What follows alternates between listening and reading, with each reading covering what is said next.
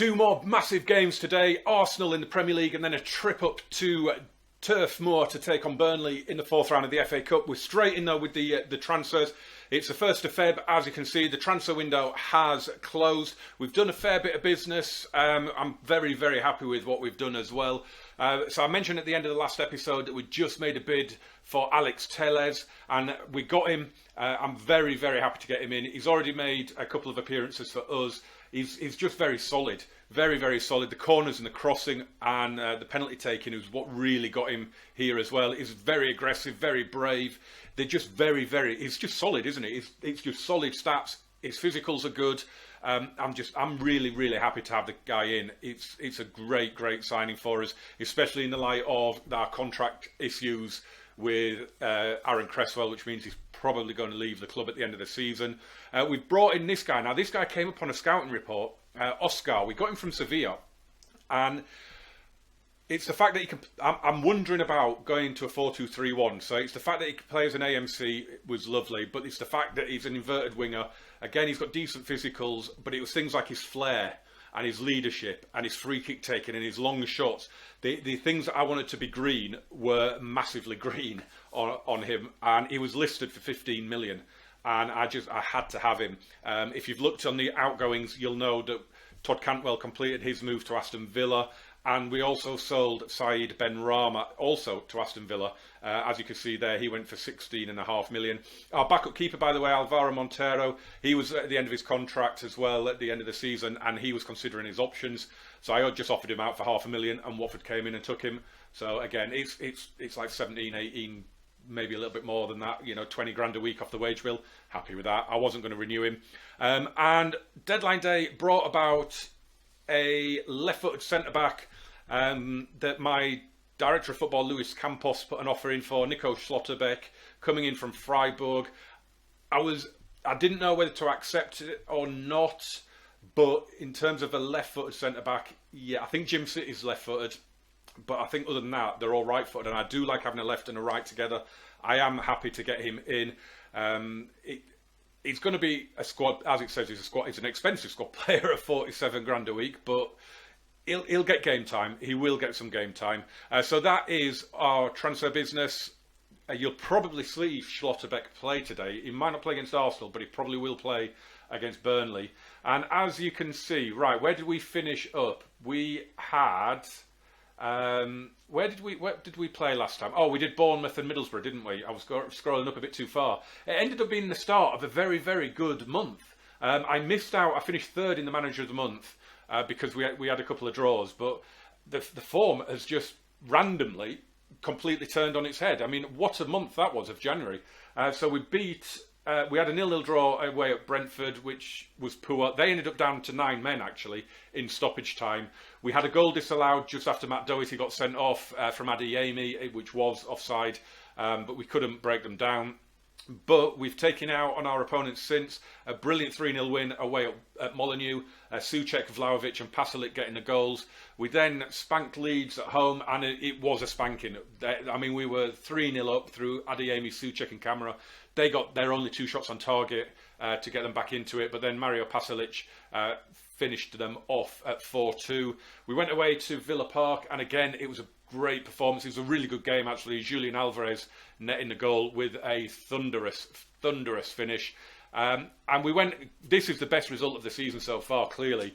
Come from behind, Alexander Isak put Man City in front, but Thomas Souček and Dusan Vlahovic got us the goals and turned it around, and that was a massive, massive result, which has us 5th in the league ahead of our game against Arsenal. Now, we should, looking at the season Arsenal have had, we should be winning it. Desperately need to win it. Look, top 4 is all of a sudden a faint possibility again now. I think we've had a couple of... Have we had a couple of manager movements? Yeah, Bruno Lage got sacked and was replaced by Carlos Carvalhal, and I've had a bit of a run-in with him after our game at Molineux. Marco Silva was offered a new job. They've brought in Sean Derry at Fulham. Marco Silva... Oh, he took the Portugal job. Okay, fair enough. Andre Villas-Boas was sacked. He was only in charge. He took charge in July, so 7 or 8 months, and they're still on a caretaker manager at the moment. So it'll be interesting to see who they take on, who they get on board. We're going to get into this I've spotted a scheduling issue potentially coming up, but we'll worry about that at the end of the video if we beat Burnley. But we'll get straight into this West Ham game. I think I've already picked the squad. It's telling me to do 7 changes. I'm just going to have a quick look through. So we've got Alex Telles playing. It's because the fixtures have piled up a little bit, so I've had to make quite a few changes. You see Declan Rice, Dusan Vlahovic, they're all struggling a little bit. I think I'm happy with the team that we've got out though. Pasalic, Vlasic and Suchik in midfield. Oscar, he's looked okay as well. He went on a lovely little dribble at one point in his debut game, and it got through a bit. You know, when Messi was surrounded and he would just somehow get out of it. He kind of did something a bit like that. So I'm really excited to see Oscar in action again. Adeyemi up front, really happy to give him a game up there because he normally plays out on the right, of course. Scores all his goals from out on the right. But let's see. Right, hang on. What we're going to... Arsenal are 9th. We are 3rd in the form table. Yeah. They're all motivated anyway, which I didn't even need to do a team talk, really. You've chosen to stick with Jared Bowen despite a questionable run of form. Yeah, he's doing his best. I'm not going to criticise Jared Bowen, am I? Right, so what have they got? They've just signed Eric Lamela as well. We had loads of offers going in for players. My director of football was offering for players all over the place. Lamela was one of them, but I pulled out of it. Victor Lindelof as well, but I pulled out of that one.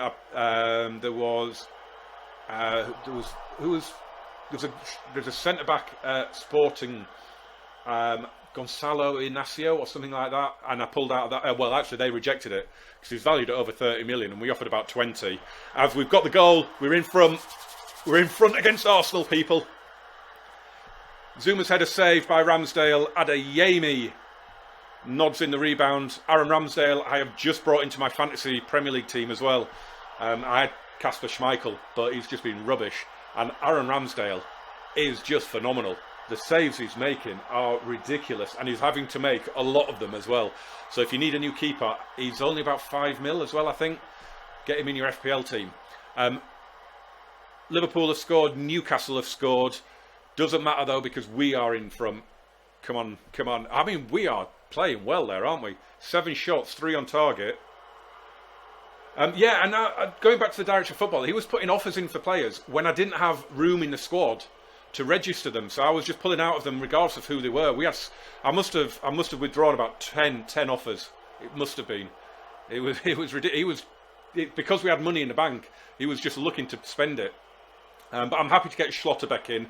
I will probably give him his debut. Oh, Diop, you wanted more game time and you've gone and done that. Yeah, Schlotterbeck will probably play up at Turf Moor, I think. We'll give him his debut there. Apart from that slip from Diop, I'm happy with how things are going so far. Chelsea have scored as well. I'm not really sure. Oh, there we go. I was just going to have a look at the league table. Oh my God, we'd be 4th. Tottenham are obviously... are they losing then, Tottenham? They must be losing. Good play from Zuma to win that back. Souček, back to Diop. That's all right. That's good play. He's recovered from his error. Oh, and Souček's in. And Souček scores from Nikola Vlasic's brilliant reverse pass. Thomas Souček. Brilliant in real life. Absolutely superb in the game. Don't know how I'm still holding on to him either. Diop did well there. And that pass was exquisite. And Aaron Ramsdale getting nowhere near these goals at the minute. 2-0. Can we keep this run going? Tottenham are losing at home, and they are at home to Watford, and they're losing. We are into the top 4 as things stand. I cannot get my head around that. We were like 8th, 9th just a few games ago. But I find that it happens. It used to happen a lot on the mobile version when I played that. You'd be in a great run of form and then all of a sudden you'd just like lose 6 in a row. And it kind of feels like that's what's happened here. We were doing well and all of a sudden we went 7 without a win, despite the fact we were playing like Liverpool and United and Chelsea, and we were getting the odd decent point. Obviously Sheffield United and Newcastle we dropped points against. And then all of a sudden, I mean, I've made a couple of little tweaks here and there, but all of a sudden we look unbeatable. And it's just mad. Right, hang on. The scoreboard reflects that. We've created loads. Everybody's looking inspired and motivated. All of a sudden, as well, the team talks are just firing everybody up and motivating them. I suppose it happens, doesn't it? You go through a run of form and you just can't explain it, be it good or bad. You just can't explain why it's just suddenly turned. As Souček sprays a lovely ball to Bowen. Oh, and Adeyemi was blocked off by Gabriel. And then knocking it around at the back there, that was a bit dangerous. It was a good block from Gabriel there. This is a great ball. Thomas Souček, playing in the box-to-box role. He's not even playing as a playmaker. But he is just everywhere at the minute. 12 shots, 5 on target. We're smashing the possession. It's worth a praise, isn't it? They were already looking happy before I even did that. Bowen, first time ball to Adeyemi. He's just about kept hold of it. Oh, he got lucky there. And Pasalic is going to play Vlasic in. First time. Oh, he should have gone across the keeper. Ramsdale, though, stayed big, in fairness to him. Didn't give him any goal to aim at. Oh, that's a lovely ball through, though. Oh, that is a terrible miss. Why did he go near post, Kareem? As Zuma denied by Ramsdale. Why did Adeyemi go near post on that shot? He had like 80% of the goal empty. Oh. At 2-0, I'm still a little nervy. 3-0, and I would have been happier. What chance are we seeing here? Is this the Adeyemi one? Yeah, it is. I mean, look at the amount of goal he's got to aim at. And you went near post. Jeez. He deserves to come off for that. But I don't... I am actually going to take him. He's looking knackered anyway. I am going to take him off and give Julian Alvarez a game. Thomas Souček needs to come off as well. And I'm going to bring Mady Camara on. We'll do a double for now. With, half an hour to go, including stoppages. Oh, bloody hell. Tottenham 2-1 down. I didn't even see Watford get a second goal. But they've got one back through Lucas Moura. I mean, if they get a draw in that game, they would push us back down to fourth. Jarrod Bowen's looking knacked. Not sure who I've got on the bench I could bring on for him. I haven't got my kids on the bench for some reason. Pasalic is looking knackered as well. So I'm thinking actually fresh legs in midfield might be the way to go here. And we'll give Declan Rice 20 minutes playing as the advanced playmaker. I might just change him for for Vlasic. Because Declan Rice has got the fresh legs and can do the energetic role, whereas Vlasic can now sit back and be the playmaker, and we've got our two substitute midfielders in Camara and Rice doing the running, which in my head should work. As Lamela comes away down the left. Oh, it's a good ball to Nuno Tavares. Oh, Aubameyang. Oh, he's missed it. Oh, that's an awful finish. Shouldn't have given Alex Moret any chance there. Good play by Lamela, though. Held the ball up well. I mean, that's fair play to Alex. He did well there, but Aubameyang should have buried that. Liverpool 5-0 up, and they're 5-0 up on Brighton as well. And Man City are losing, and Liverpool are 7-0 up on Brighton. Brighton are starting to fall away now, and I had it in a press conference. You know, you get the whole Brighton have been overachieving, and normally when that happens I say it's magnificent, it's exactly what this competition needs. And I said with them, now they'll fall away, they're rubbish. Or whatever you could. I was really harsh on them, and they actually are. They're falling away now, and I knew they would. They're down to 9th now, and Brentford, although they haven't played yet, they're kind of falling as well, and I said they would. That's why even when we were 8th or 9th, I was clinging to the hope that Brentford and Brighton would drop. Tottenham got a point then, did they, in the end? Liverpool won 8-0. Jamal Musiala got a hat-trick. I wonder if he came off the bench to get that. Tottenham did rescue a point with a Lautaro penalty in stoppage time, which has kept us out of the top 4. Oh, that's annoying. But we've won. We've just beaten Man City and Arsenal in back-to-back games. Oh, that is delicious. And Alex Telles, even though I don't actually remember mentioning him in the commentary, has got man of the match. You were excellent tonight, getting motivated and inspired and happy early in his career. That I'm really happy with that left back position now, and in fact with the left wing, the inside forward up there as well. That whole left side now with Wijndal and Tellez, and with Boga and Alvarez and Oscar as well. I'm really happy with that left hand side. How pleased are you with that win? We played some liquid football out there, lads. How do you think the two teams fared? They were rubbish. We were good. Man United won 7-1 as well. There's some big scores going up there. That's really destroyed. I mean, Brighton, they're now in a negative goal difference because of that 8-0. They got a man sent off after 46. And then let in... What did they do? They let in 6 goals in the second half after losing the man. Wow. And he's an attacking midfielder. I mean, it's not like you have to do anything. That's mental. I am so happy with that.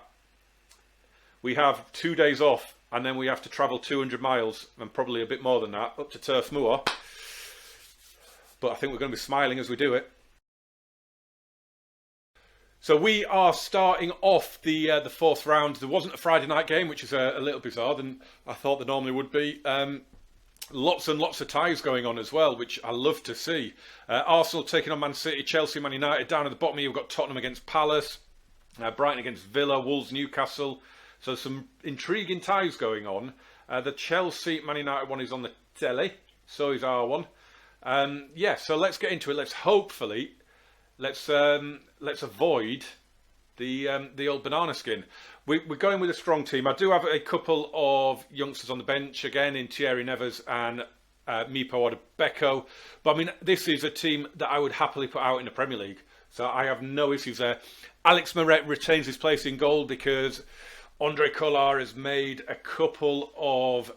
he's letting a couple of rickety goals, which I'm not particularly happy with.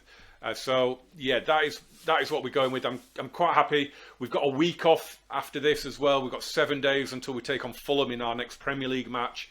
It's extra time and penalties if we need it. There's no replays, which I'm not. Is that a thing going forward now? Was that not a COVID thing?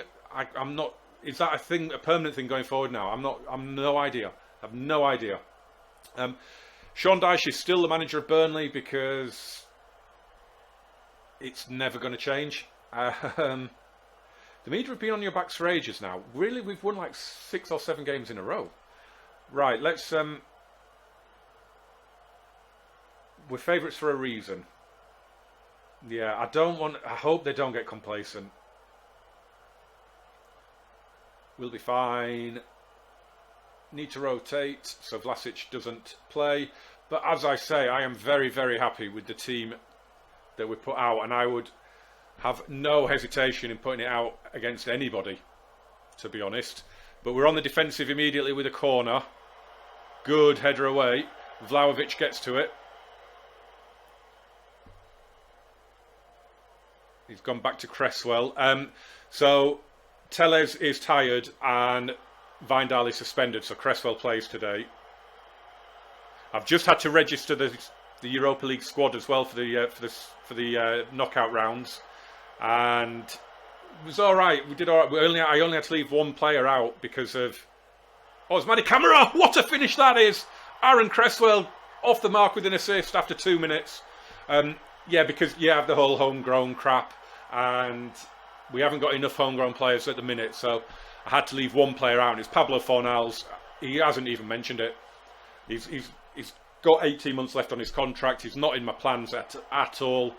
I probably will try and move him on. I will move him on in the summer. Absolutely will. I think he's started 2 games and made like 6 substitute appearances in all competitions this season. Oh, and Schlotterbeck! He hit the post on his debut. Oh, that would have been a dream. This is annoying now. It started doing this because I can't remember why it was. I was watching a game. Oh, it's the World Cup final I was watching, and I changed this around, and now it won't stay on what I want it to stay on. I like having the opponent's formation and then our stats. So I like to watch what they're doing, if what changes they're making, because it helps. I think for me personally, it helps. Here's Cresswell. Oh, Alvarez can hit one and he scores. 16 minutes in, I wasn't sure whether to play Alvarez or Boga because Oscar's tired, and I went for Alvarez because he's been in good form when he has played, and he has delivered again. And it's Cresswell again, isn't it? Another assist from Aaron Cresswell. He's making me regret not giving him a contract. 2 assists already in the opening quarter of an hour of the game. And what potentially was a banana skin against a team that is high up in the championship. I was very, very nervous about coming to this one. And I mean, there is a long way to go. It's only 2-0. And we're only just past the quarter mark of the game. As Trezeguet is denied by Alex Moret. It's a big save, Alex. I did have Tarkowski in the lineup next to Schlotterbeck as well. Coming back to Turf Moor, of course. And then I was like, I need Kurt Zouma. I need that rock at the back.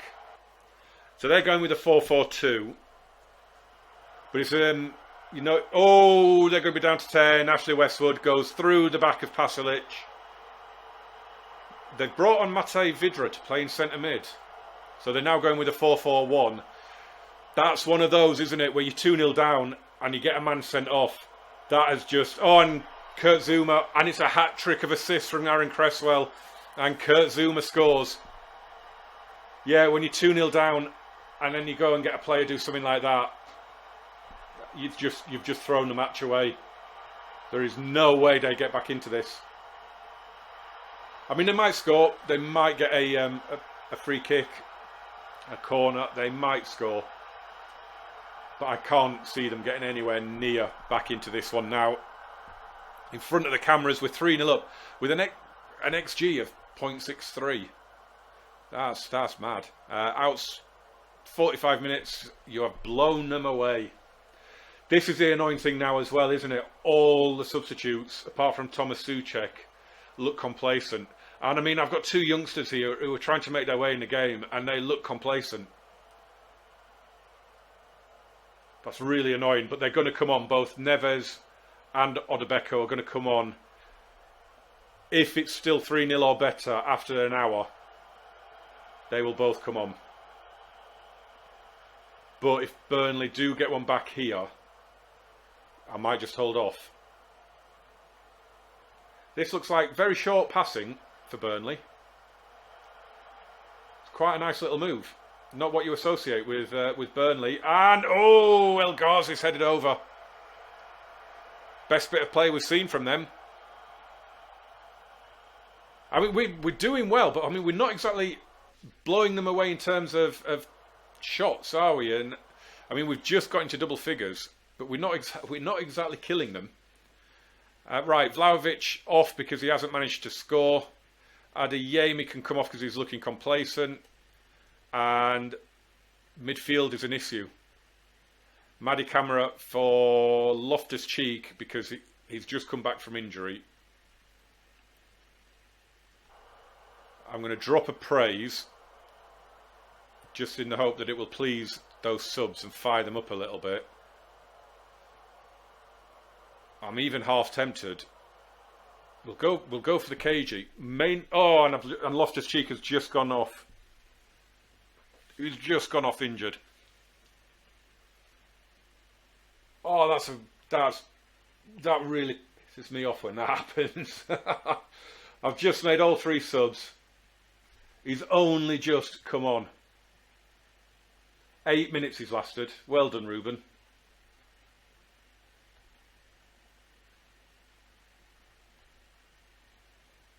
So I'm going to go with that. And it just means we don't have a DM. But it's more about slowing the tempo down and just giving them a bit of a breather. Because obviously Rice and Pasalic are looking really knackered. I mean, we do have a week off till the next game, but the last thing I want is for someone like Declan Rice to pick up an injury because of the high tempo. We're 3-0 up away from home. We can just see the game out now. We don't need to worry too much. That's a great challenge on the edge of the box. Odebeko to Cresswell. Declan Rice out to Alvarez. Odebeko, make the run. Here he goes. Meepo. He's gone for goal early. Oh, is that confidence? Or is that him just smashing it because he didn't have the pace to get away. I'm sure is he not quick? He's got acceleration and a fair bit of pace. So it surprises me that he went for the early shot there. Let's drop another praise in. When you go away to a decent championship team, you've got to be happy to come away with 3-0. You really have. Anything that gets you through the tie, you've got to be happy with. I'm absolutely delighted with that. I really am. Really, really happy with that. And I mean, Aaron Cresswell with 3 assists. So pleased with that. And Kurt Zuma was a rock at the back. Loving that. Absolutely loving that. Can we have a quick update on Ruben Loftus-Cheek's injury? No, because I have no idea what it is. Twisted ankle. We'll have to wait and see. That could be 4 or 5 weeks maybe, which is a shame because he's only just come back. Maddie Camera's injured as well. Yep, it's 4 weeks. Maddie Camera's out for 3 to 4 days. Not an issue. Schlotterbeck impressed. Yep. Classy Cresswell on form. Let's give him a little bit of praise. I said for his defensive work there. He just had 3 assists, for God's sake. Completely wrong. Right, the draw's in a couple of days, so we will do that, and then I will address this potential scheduling issue, which the draw actually might resolve. Here are the 4th round results, and just before we get into the draw, and I can just show you the schedule as well, because the issue I'm going to chat about has just kind of reared its head a little bit. So Reading knocked out Brentford, which is a little bit of a shock. You know, Championship team beating a Premier League team. Everton only got through against Crewe on penalties. Liverpool went through safely. Leicester went through. Man United knocked out Chelsea. Southampton have gone. Arsenal put out Manchester City. Newcastle won at Molineux. Villa are through. And the big one there, Tottenham lost at home to Palace. So, I mean, we had a couple of big games anyway, didn't we? With Arsenal, Man City, Man U and Chelsea all playing. So if you think about it, in terms of teams that will be massively ranked ahead of us to win it, you've got probably Man United, Liverpool, and possibly Arsenal. And then the rest, like Newcastle, Villa, Leicester, you know, they're all bunched with us. So we've got a real chance. And if the gods give us Arsenal or, you know, Arsenal, Man U and Liverpool, any combination of those 3 playing each other, we could be in business. Right, and obviously I don't want any of those. This is the issue I'm talking about. So the 5th round of the FA Cup, it goes midweek, of course, and it's on the 1st of March, which is the day before the 2nd round of the Europa League. So this is going to be a very, very busy week, I think, because I have a feeling this Brighton game is going to go to the Friday night. The FA Cup game is going to go to maybe the Monday, and then you will have the Europa League on the Thursday. That's what I think is going to end up happening. It's going to be terrible. It's going to be absolutely terrible. Do we have rules for the 5th round? Does it say what dates? It just says the 1st of March. Start date the 1st, end date the 1st. You would think they would have it that you can play. I don't know. Let's see what happens when the Europa League is drawn. I think in about 10 days. I think it's on the 17th, if I remember rightly. So at the start of the next episode, we will cover it. Right. Let's get the automatic draw. And who do we want actually? Ipswich, who they're the lowest ranked team in League One. We're first out. I meant to do automatic draw and I've clicked draw next team. Oh well, we were first out, so we will press that in a sec. Jamal Baptiste, my up-and-coming centre-back prospect, has just gone on loan to Ipswich for the second half of the season, and he scored on his debut in the last match, his first ever career goal. And I've just offered him a new contract as well, because he's only got a year left. Who are we going to get? It's going to be Liverpool, isn't it? Oh, it's Coventry. Home against a championship team. I know. Sorry, Coventry fans. I know. But let's see what else we've got here then. So Liverpool are away at Everton. Wow. Merseyside derby. United away at Watford. Newcastle Arsenal. Leeds Villa. So we've got Reading, can they repeat it against Leicester? We could have a couple of upsets in there, you know. We could have a couple of upsets. Coventry are just mid-table meh in the Championship. So, yeah, maybe we could do something there. So that has, presumably, yeah, that's going to be interesting. So at the start of the next episode, we will see what's happening. But I am going to come back for that 5th round match, because as I said before, we're following it all the way through now. No matter who we draw, we're following it until we either win it or get knocked out. So we have got possibly the Europa League as well. That's going to be the plan. Anyway, it will all come out in the next episode.